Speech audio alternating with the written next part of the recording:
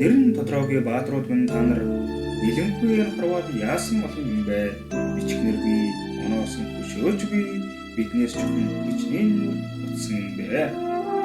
Орнод Монголын талын даруухан бүшин дээр Донт эцдийнхэн нэр нь алга байлаа. Толиглох холны хөлтэй Кремлийн хөшөөн дээр Монголын ганц ч нэр үгүй байлаа.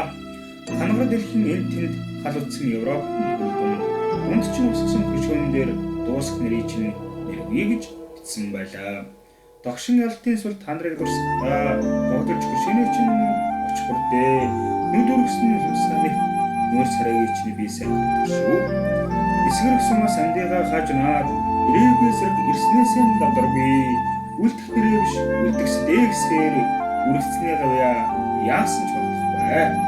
Байлдаж байхдаа аль нэгэн нэрт явснаа баатар болчиход одоо нэргүй болцоох гэж юу.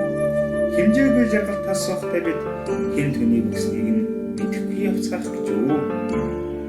Далаа тэндсээс голорох болон даруухан модод марсарнаас дайцад та нар алдарснаас болон дахин алдарч чинь насан туршдаа хийе. Та нарын нэргийг гэж бидэрч тавьцэцгээ дундчин гэж байвч орчлон та нар шиг нэртэй юм бэ? Онцлог тоохгүй урт настай юм байна.